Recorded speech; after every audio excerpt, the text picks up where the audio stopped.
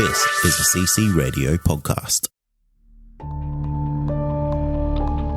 It was just the most massive thing I've ever seen. To tell you the honest truth, I thought, well, we're the only ones left on this planet. Something's happened. We've missed something here. The fear that went in me when I seen it was just like the feeling. I'd say it was fear, but I've never felt that feeling before in my entire life. It's a weird feeling, like you can't explain it when you don't know. You feel like you're being followed, but you don't know what it is. We had two to our right, another one in front of us, another one to the left, and another one just across the road, shaking the daylight out of the tree. All we get was a big red eye. I remember waking up and looking at the end of the bed, and there was a figure there, almost insect-like, and then I blacked out.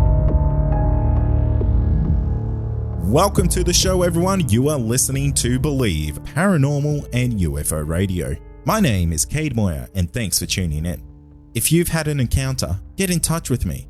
My email address is believe@ccradio.com.au, or you can message me on Facebook at facebook.com/Believe UFO Radio. If you enjoy this episode, there are a few things you can do to help the show. Firstly, you can go to iTunes and leave us a 5-star rating and review, or you can share the show around social media with your friends and family, and that will help us grow. Tonight I'm joined by Jason, and Jason's had a lifetime of experiences within haunted houses. He's seen a UFO, and we think he may have had a run-in with a Yowie, so you can kind of say Jason's had the holy trinity of experiences. Jason, welcome to the show. Yeah, g'day, Kate. Yeah, thanks for having me on, mate. I'm very excited, mate. Your haunted house stories, they sent chills down my spine when I was reading them. The ones that you sent me by email, they're intense, mate. Do you mind kind of going back and telling us about those? Yeah, sure, mate, sure. Look, I mean, I guess probably the best way to start, mate, is to give you a bit of a background on myself. So I'm the son of a former police officer. As a result, we moved around quite a bit. I think in my time I've attended about 12 different schools, somewhere thereabouts. Mate, at present I'm a 39-year-old man, and I've completed 2 trades with, in between those 2 trades, I've actually spent a bit of time in the military. So I'm a former infantry soldier. And yeah, I like to think that I'm pretty straightforward and down the line with no insanity, if you will. But mate, look, we've had a few different occurrences in different houses that we've lived in as children over the years. And I guess the first that I can remember, not the first that I've actually been told about, but the first that I can remember, mate, was about 12 to 14 years of age. And was living in Walgett, New South Wales, which is about 8 hours west of the coast, roughly. Mate, as I stated, my father was a police officer, and we lived in a police house, if you will. So you know, when my father got stationed, they would give a house, and that was the house that he was sort of allotted. We lived in the first house for a little period of time, wasn't quite happy with where we were, and moved into this new house. So, mate, there was initially probably not a lot going on. It was strange at times, but there's not a real lot happened for probably the first 12 months to maybe a year. And then all of a sudden, out of the blue, we started having these very strange occurrences. So my father had separated. He was a single parent, and I was about 12 to 14 years of age. And my brother was exactly a year younger than me. And mate, he used to do a lot of night shifts, as you would, as a police officer. And he was a local police officer in charge of the station at the time. So what would happen was, we'd come home from school, we'd have dinner, have a shower, do your homework, all that sort of stuff that you would normally do. And the moment that he was out of the house, I was in charge of making sure that my brother and myself were doing those things. We had to have a shower. We had to be, clean, fed, and into bed at a reasonable time with the homework done, and that was up to me. And if it wasn't done, well, we soon knew about it. So where it got interesting, I guess, was mate, a number of times, being in charge, I was there keeping an ear out, I suppose, waiting for Dad to get home at whatever time that may be, whether that be midnight or 4 a.m. or 5 a.m. You sort of sleep lightly and like to know that, Dad's home, it's all good. Mate, during that period of time, as I said, there was a few strange occurrences, but nothing out of the ordinary until, I guess the first night was, I was laying in bed and I was listening to my brother, who used to talk a little bit in his sleep, and I thought, I could hear him, and I thought, he's having a bit of a yarn and whatever else. And I got up and I walked up to his room, which was beside my room. It was only a matter of probably 4 meters. And I walked to the door of his room, and he wasn't actually awake, and he wasn't actually talking. So I thought, maybe I've heard the next door neighbours. So I went and got back into bed and thought nothing of it. The next night, we actually heard footsteps. I heard them and my brother heard them. And we sort of both got up and went, well, Dad's home. But no, Dad wasn't home. So there was no one there. We heard the footsteps going up and down the hallway. And so I guess with this house, mate, like anyone that lives in any house, anywhere, you have your normal sounds that you would hear. And there's sort of audible sounds that you can say, that's the pantry door opening. That's someone going to the bathroom, or that's someone shutting that door, or just sounds that you can actually pick up on, and you know what they are. So where it got really interesting was that on these nights, when Dad would be at work, that there was sounds of the pantry door opening by itself, essentially, because I hadn't done it and my brother was still in bed, and you would wake up in the morning, get up and find the pantry door open. And it was one of those doors that actually squeaked as it opened, so you couldn't mistake it. It was one of those sounds that you can't mistake. So, a little bit, that's a bit out of the ordinary sort of thing, I guess. And then, we had the footsteps going up and down the hallway late at night. On one of these occasions, we actually did have someone try to break into the house. And that was a physical thing that we saw. My bedroom door faced the front door of the house, just the way that the house was set up, and you could see the shadow of the bloke trying to actually break into the house. But these occasions where we heard footsteps up and down the hallway, mate, and there was nobody there. There was only my brother and myself, and I would get up and find my brother sound asleep in bed snoring. So he hadn't slept walked. I certainly hadn't been out of bed. And what I used to do when Dad would walk in the door, when he did come home, you would hear him walking through the back door. That's to park around the back, coming through the back door, and used to generally give a yell out to say, "Yeah, I'm home," and he would dive into bed, and sort of used to wait for that. And on a number of occasions, I thought I'd heard Dad come in through the back door, walk down the hallway, check on my brother, check on myself, and I would yell out, "Yeah, I'm right, Dad. All right, catch you in the morning, or see you tomorrow when I get home from school." And there'd be no one there. Dad had not come home from work. Dad was still at work. Oh, wow. What's going through the mind of a 12 to 14-year-old boy in that situation? Mate, I can tell you there was probably several phone calls, because Dad had a direct line to where he worked at the police station, and his colleagues there would, if he was out on patrol or he was out attending to something, they would take the call and pass on a message or whatever. I can tell you now, there were several phone calls that I made to that police station to speak to my father and say there's someone in the house, and they would send someone out, whether Dad got the phone call or one of his constables took the phone call, they would send someone straight around.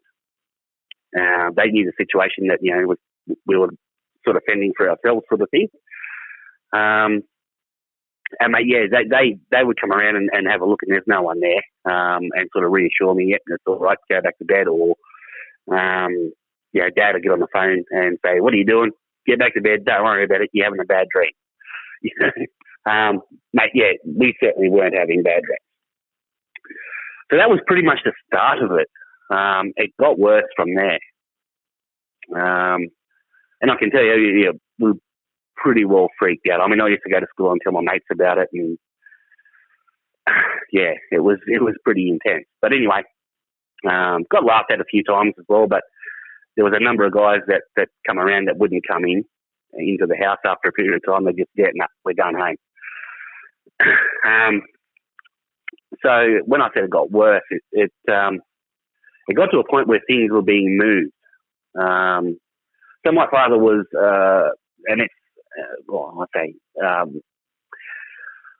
he was very invested in military lifestyle and whatnot. He was actually going to join the military before he joined the police force, and as it worked out for him, he ended up joining the police force. They got in touch with him, and he applied to both, and the military got to him first. So the police force got to him first, and that's where he went.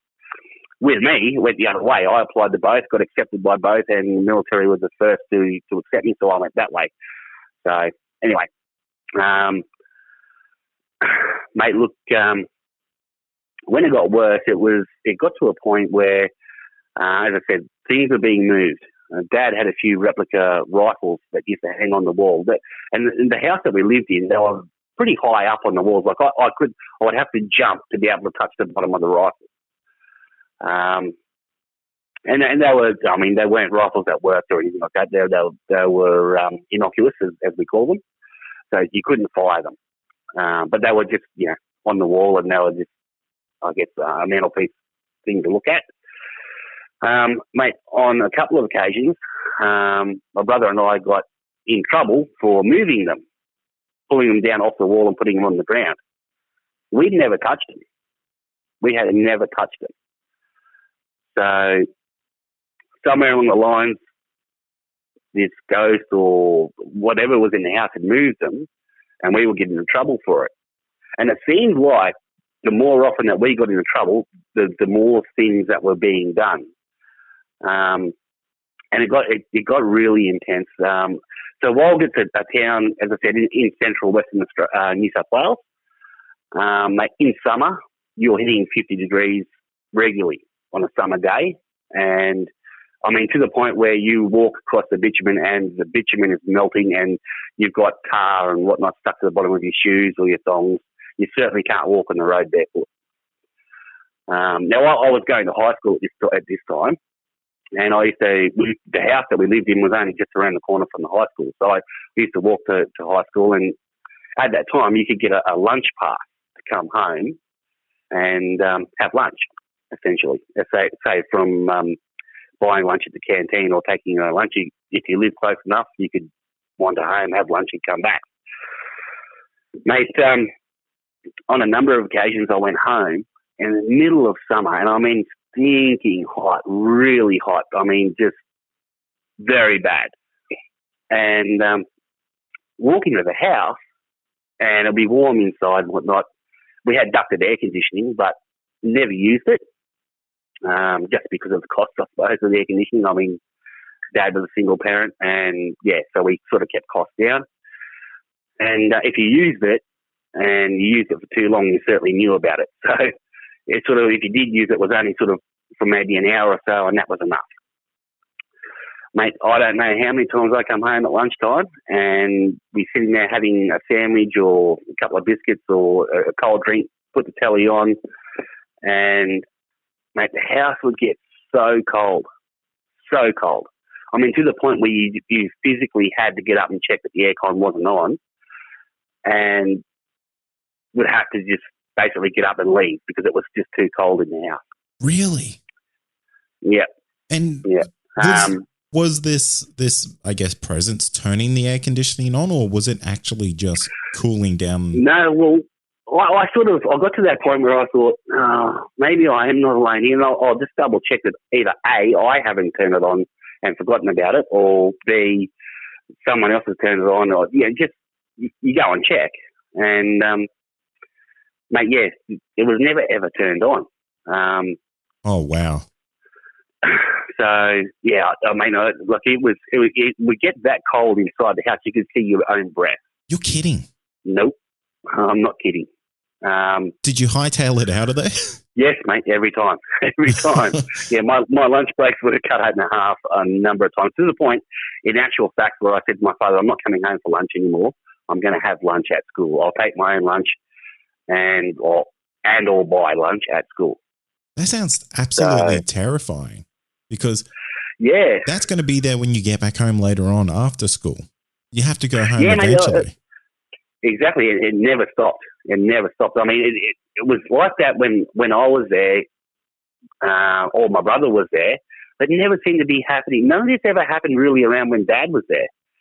So it was very strange in that sense. Now, we had a blue heeler cattle dog, and he was a very, very good guard dog. I mean, Dad took him to the police station when he was only a pup, and they spent weeks with him training him up to be a guard dog. Now, he was brilliant. He was on command, would do anything you would ask. If you said, right, time to go, get under there, get on your bed, you wouldn't see him. Dad would walk out of the house on a night shift and say, righto, your shift. And that dog would walk that yard the entire night, would not stop. He would just be on patrol. Now, on these occasions when I was coming home for lunch, I tried to get the dog to come inside with me. Now, he was trained not to ever come inside, but I thought, well, if I can get him to come inside, I'm not going to be alone, if that makes any sense. Yeah, no, absolutely does. So I tried to get the dog to come inside. His name was Bruiser. And, Bruiser, I picked him up, forcefully picked him up, because he would not come inside that house ever. And I thought maybe this is training, He was trained not to do that. Now, I picked him up physically and carried him inside the house. And the moment I got him about 3 to 4 steps inside the house, he wanted out. Absolutely had to get out. Now, when I put him down on this occasion, I shut the door behind me as I carried him in and put him down, and he would not come any further. He wouldn't. So when you're coming through the back door, you're coming through a sunroom, and that opens up into the kitchen, dining room, which is pretty large actually for a house. It was one of the largest dining rooms I've ever seen. But anyway, he would not come in through that area, just would not. And on this occasion, this one occasion I put him down there, he kept looking over my shoulder, like past me, and growling. And I kept looking over my shoulder thinking, well, there's someone behind me, but there was nobody there. There was nothing to be seen. But certainly felt uncomfortable. And so I let the dog out, and he ran outside, and he ran out to the middle of the backyard, sat there and just barked uncontrollably at the house. At which point, I pretty much grabbed my gear and I was off. I was gone. So, yeah, it was pretty unnerving, I guess. But, mate, I gotta say, like, there's so many things that happened there that just really couldn't put I can't explain just the amount of things. I mean, as I said, you hear sounds that someone is walking up and down your hallway. We had nights where it sounded like someone was running up and down the hallway. It honestly sounds terrifying, and to be so young and to basically have to kind of look after yourself through that whole thing on your own. Well, not just looking after yourself, but looking after the other members of your family during that time. That would have been a really big ask of someone that young, and to really step up to face whatever this unknown is. That's pretty incredible, mate. I tell you, it was very unnerving. And I mean, my younger brother, on a number of occasions, would yell out from his bedroom and say, "Are you just outside my bedroom door?" And no, mate, I'm in bed. or someone standing outside my bedroom door. Oh, that's really creepy. Mate, we had a number of occasions like that, and I mean, probably, in all honesty, mate, whilst those things were weird and they were terrifying, the biggest scare I really got was the night when that bloke tried to break into the house, and I could see him outside the front door, and he was really reefing on that door trying to get inside. He made the mistake of trying to go around the back, which is where the blue heeler cattle dog was. I can tell you, mate, you've never heard thongs go so fast. There's probably smoke coming off them as he was going out the back door. So. Well, that's good. That's good. Yeah. That's a good dog. You want that type of stuff when that's going on. So, yeah. Did your dad ever have any encounters with this? I guess let's call it a spirit with the spirit inside this house. Well, no, he sort of, kind of. Mate, we tried to, my brother and I had spoken to Dad and said, look, there's something not right here. There's, something happening. So I should go back a little bit because on one occasion, Dad got out of bed. Now, he'd been in bed all night. He was tired. He was exhausted. He'd never heard anything through the night. But in the morning, we sort of got the beckoning call, come here to the kitchen. I want to see you two boys. There was a cookie jar on the kitchen bench, full of biscuits and whatnot. You two blokes didn't eat your dinner, but you sat here and you've eaten these biscuits. I didn't do it. And my brother looks at me and said, well, I didn't do it. Had to be you. I definitely didn't do it. I said, well, I definitely did it. It had to be you. So neither of us had done it. But here these biscuits were that had come out of the cookie jar, the jar off the lid. They weren't eaten, but they were broken up, if that makes any sense. They weren't crumbled up into a pile of mess. They were just sort of broken and sitting there, with the pantry door being wide open, which is one of those sounds that we used to hear when there was nobody there. So anyway, we sort of explained, that wasn't us.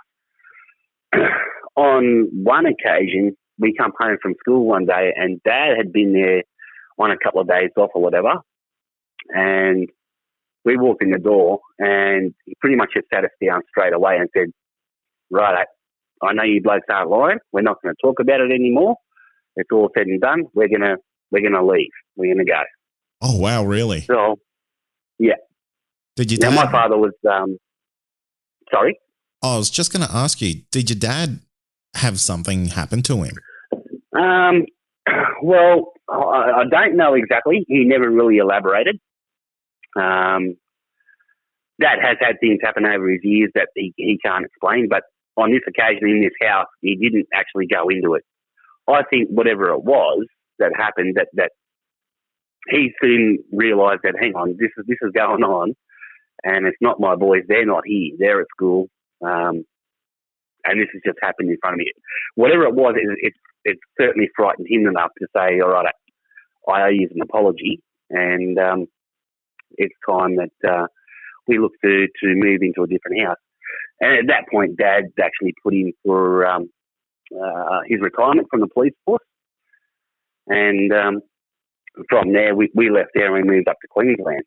But yeah, he certainly had something happen that was enough. And my father was one of those blokes that didn't believe, well, if you spoke to him about the paranormal, I can't repeat it on air, but the response you would get would be more than typical of a fair dinkum Aussie bloke that would give you a berating. Yeah, I could imagine. He sounds like he's a pretty straight talking, right down the line type of guy, and I think we all know what he would probably say in that situation. So yeah. So yeah, mate, it wasn't long after that. Yeah, he that wasn't the cause of him putting. He'd had enough. Nearly 30 years in the police force, and it was time to retire. So that's the way he saw things. I mean, and obviously, being a single parent, 2 kids at home, was getting pretty rough for him to be able to deal with it all. So it was time to retire, take his pension, and move on to something different, another step in the life. So we left there, and as I said, we moved up to Queensland. And that's where I had my, I guess, UFO sighting. Do you want to go into that a little bit for us? Because I'm really interested, because you move away from a haunted house, and the next thing you're having a UFO encounter, mate. You're a beacon for these things.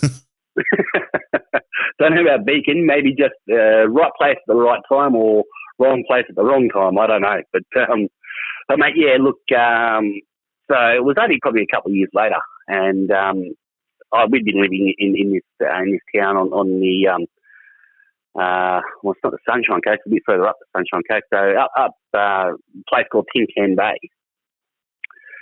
And, mate, it must have been a Friday or Saturday night, because I'd arranged to have a sleepover at a mate's place, and he was an avid St. George Dragons fan and wanted to watch the Dragons play.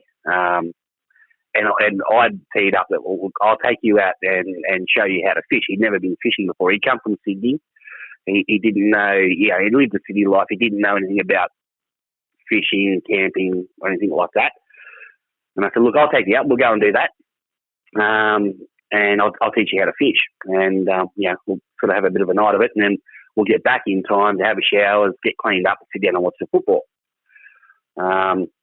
Again, we were still only teenagers, but, so, mate, we went down, we did exactly that. We went down to the local jetty and we went fishing, and we may or may not, I can't remember if we caught any fish or not, but we were there, we had a good time, I remember that. And so we got there just on, I wouldn't say dusk, but it was a little bit before the sun going down. And whilst we were fishing, there was an old gentleman to our left. He was fishing by himself, and there was a gentleman sort of a bit further up on our right, and he was fishing by himself. Now, we were sitting there for this time, and I used to say to my friend, you've got to be quiet, mate. You can't walk around on the wharf and make too much noise, or you'll scare the fish away. They're pretty much right under us. You want to catch a good one, that's where they are. You don't need to cast out in the middle of the river. Anyway, so we're sitting there, we're sort of being quiet, but all of a sudden there was this horrendous noise that we could hear coming up from, I guess, the way it was fishing, probably from the south, I guess, probably southwest, which was sort of the creek that ran down all the way through there. It ran for kilometres, but if you follow that creek down far enough, you get to one of the army bases down there. And I'll say it's the army base, but they have a training area down that way. And whenever you were boating up that way, you had to sort of keep clear of a certain area. Anyway, so to our left is that area, and we're talking a couple of kilometres down. But we could hear this noise coming from that direction, and didn't really know what it was, but it got louder and louder and louder. And mate, I don't know exactly what it was. Even with my military experience and looking back on it as an adult now, mate, I don't know what it was, but if I can put it into context, it was like a rocket. It was a rocket of some description being fired, and it had been fired and was heading out to sea. From that position where we were, you could see Fraser Island, and it was heading out over the top of Fraser Island. Now, we lost sight of it, and it come right up the river, right past in front of all of us that were there. So it wasn't just my mate and I. There was, as I said, a gentleman to our left, a gentleman to our right. There may have been others there, I'm just not 100% certain, but there was more than just my mate and I, and we all saw it. And the older gentleman to our left turned and looked at us, he said, well, there's something you don't see every day. And yet, sure as hell, you don't see that sort of thing every day. Wow. And did it change direction at all, or did it just stay on a straight path? Mate, from memory, I think it was just a straight path. It didn't look like it was. I mean, it wasn't a guided missile or anything like that. It was just a small rocket, and it was just being fired out. And it just, I mean, you could hear it coming, and you could when it come past us. I mean, the massive bright orange flame coming out the back of it. You couldn't actually see the projectile, but you could see the flame, and you could hear the sound as it come flying past. That's really interesting. Yeah, and it was. But that's not obviously the UFO, but a few hours later, when we got to dark, or just a bit after dark, and we had to get back in time to watch the football. So we're heading back. We packed up our gear, left, and we're talking about what we just saw and what was that, and there'll be something in the paper about it tomorrow that we can read. Or, I mean, obviously, in these days, my internet wasn't around, and no one carried mobiles. That they weren't around. It didn't exist. So, you'd have to check out the paper or what was being said around town later on. Anyway, we're heading back and we're talking about it, and we were probably about 300 metres, I guess, to 400 metres, I guess, from my mate's place. And I remember it was getting a little bit cool at that point in time, and I was saying to myself, we both had push bikes, and we were carrying our gear and pushing the push bikes. We weren't actually riding them, we were just pushing them and talking. And anyway, I said to my mate, what do you think about UFOs? Have you ever seen a UFO? And he said, nah. No, me either. I said, we thought we did once upon a time, but it turned out just to be the reflection of searchlights from a football stadium bouncing off the clouds. And we thought we'd actually seen UFOs, but that's exactly what it was. It was just searchlights bouncing off the clouds. Anyway, you wouldn't believe it, mate. It would have only been about a minute or two later, we both stopped dead in our tracks. And we're both at this time while we're talking about UFOs, we're looking at the sky. Now it was a really clear, bright sky. The stars were out. There was no clouds. There was nothing. And we see this, what looked like a star. And that's the only way I can describe it. It was way off in the distance. Well off in the distance. I mean, from where we were in that northern part of Queensland, from my mind, mate, it would have been over the top of Brisbane. It was that far away. And we're looking at this star, but it was moving around in really erratic, fast, and unpredictable movements. I wouldn't say triangles, but close to moving in a triangular shape. So you would see it and it would dart to a spot, then stop, then it would dart to another spot, and then stop, and then dart back across to another spot and stop. Almost, I would say, almost like a figure four is probably the best way to put it. The old school style 4, if you write the number. So that's sort of the way it was moving. And I looked at him and I said, are you seeing this? And he said, yeah. He said, let's just watch it for a bit. So we stopped and we watched it for a little while. And all of a sudden, it was like it was coming towards us in our direction. I mean, it was still a long, long, long way away, but it was like it had stayed on the same elevation, but was coming directly towards us, heading in a north direction. And at which point we sort of went, holy dooly, what's going on? We might want to sort of get going now. But neither of us could move. We were just fascinated by it. And maybe a little bit, there may have been a bit of fear there too. However, it stopped and then it went back to where we had originally seen it. Now, this is where it got really interesting. This is the thing that I won't ever forget. From there, this star, if you will, shot straight up. And, I mean, it would have, I don't know, it would have been kilometres.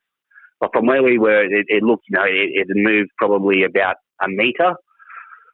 From our elevation looking at it, it didn't look like a lot. But from where, if you were directly under it, it would have gone really high. So, as I said, you got to remember, we were looking from a long way away, and it looked like it was well off, as I said, just a star. But when it went right up, it dropped back down slowly, very slowly, back to about the middle of the elevation that it was started at, to where it went up, dropped back to about halfway, and then a massive light shot out from it. So, I don't know if you like, have you ever turned a television off? The old school TVs used to turn them off, and a line would shoot across horizontally across the TV, and you'd just be left with a little white dot that would fade out. Yeah, I remember that. Yep, mate, that's exactly what it done. A horizontal line either side of it that would have been kilometres long either side of it, and then faded out, just to nothing. It wasn't there anymore. Gone. See you later. At which point, we both jumped on our bikes and we bolted home as fast as we could get there.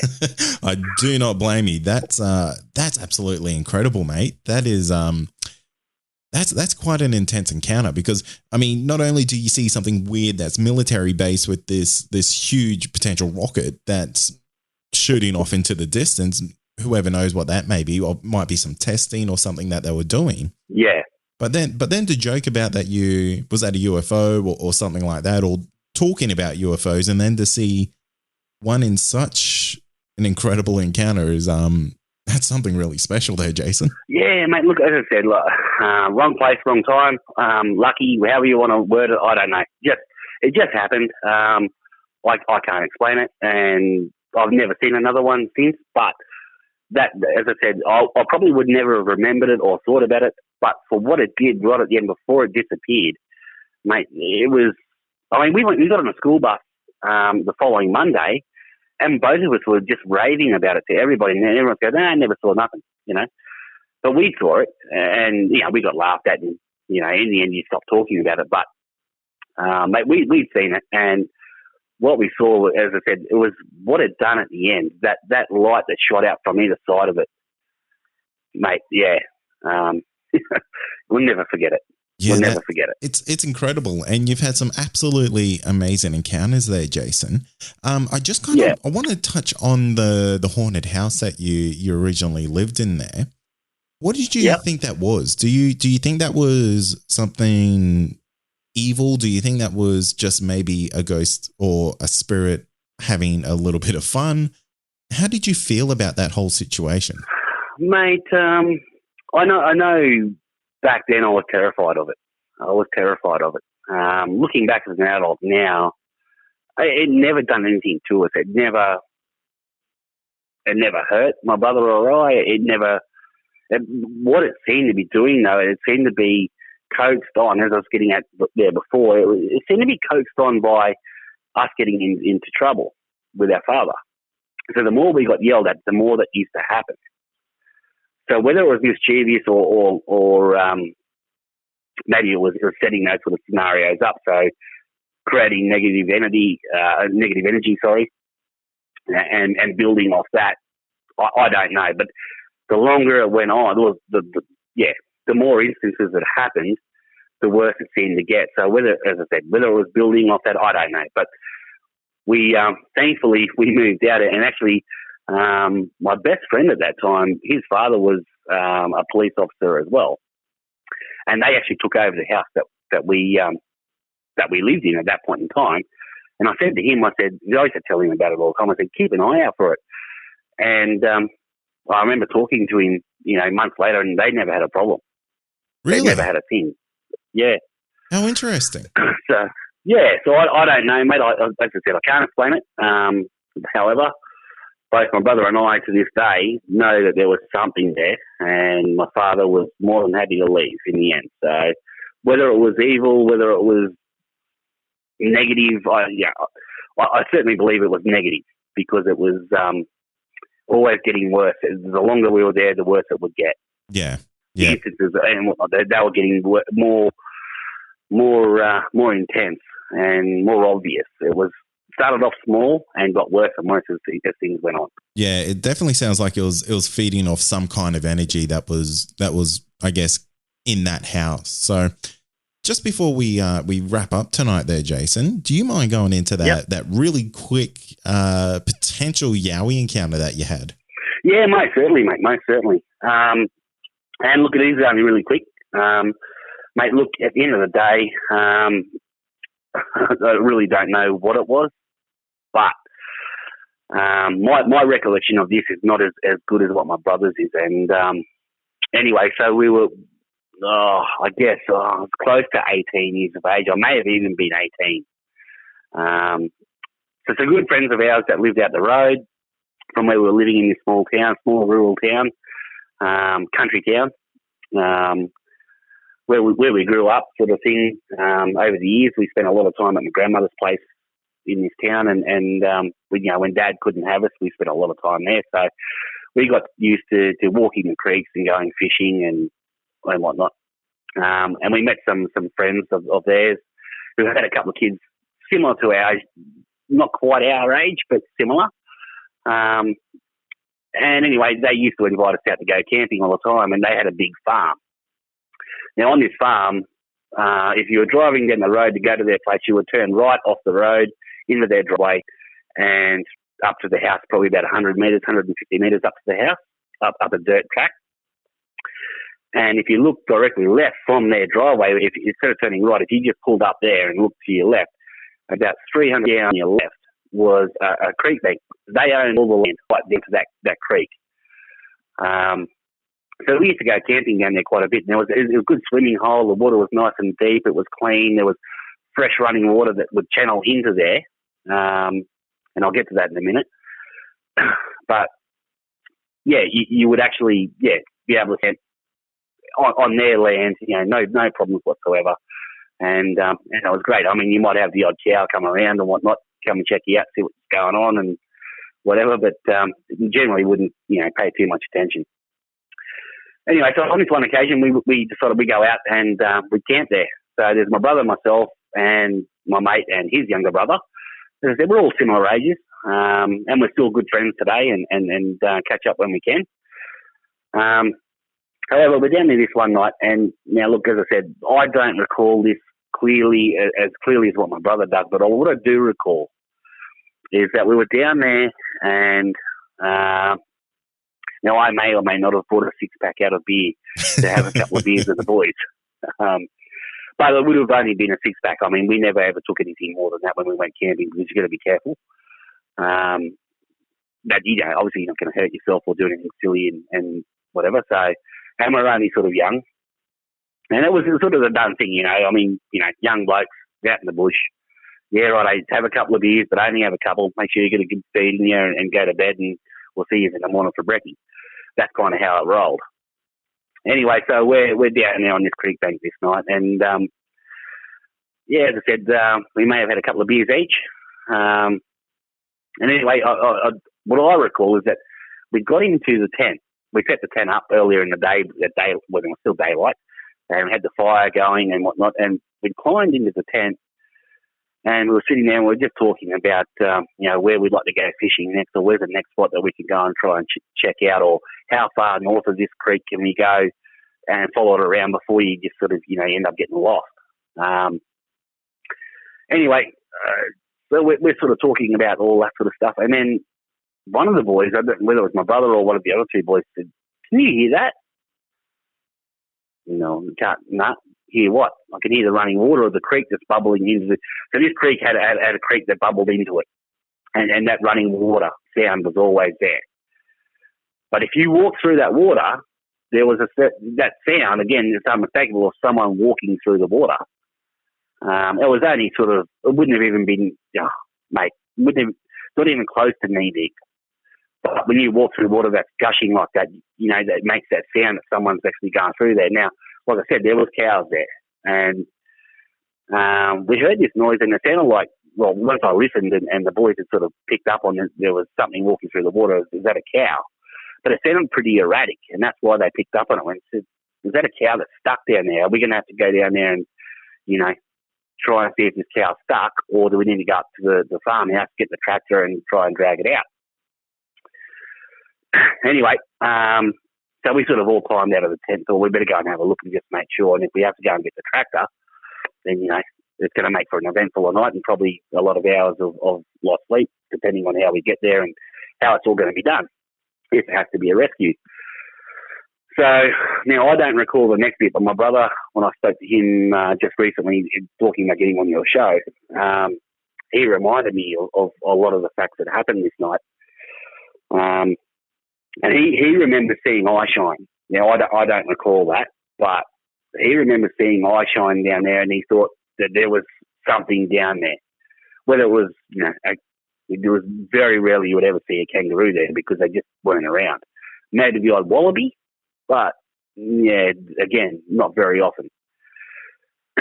So, whilst we're all standing on, and this is what I do remember, is that the four of us are standing on the edge of the bank, looking down to this swimming hole that we used to swim in, and there was like a growl. There was something that, whether you call it a growl or a grunt, but it was a very menacing noise to come back as if to say, mate, get out of here, don't want you here. And we sort of all took a step back and went, what was that? What is it? And we were all trying to see. We couldn't see. It was pitch black dark, and we didn't have torches. We had the fire beside us, but we didn't have torches. And we had nothing to shine on it to try and see what it was. But this sound come back.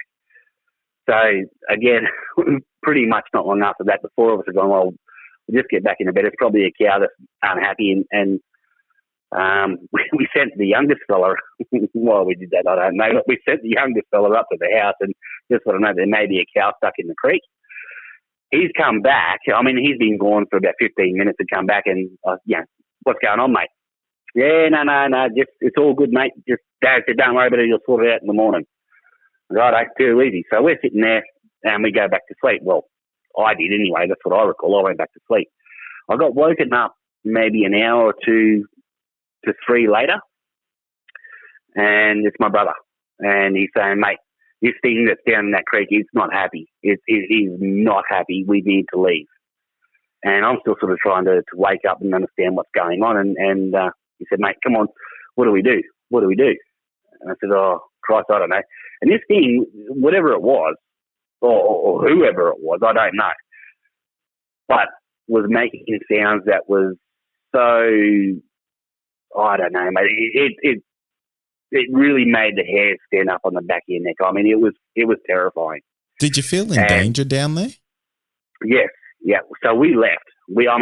I said to the boys, I said, right, I'm the fastest of all of you. I said, you blokes run to the farmhouse. I'll stay back and just for a couple of seconds, just to see if it's going to take off after us. If it's going to chase or whatever it is, if it's coming towards us or whoever it is coming towards us, I want to be at least here. I'm the oldest, the strongest, the fastest.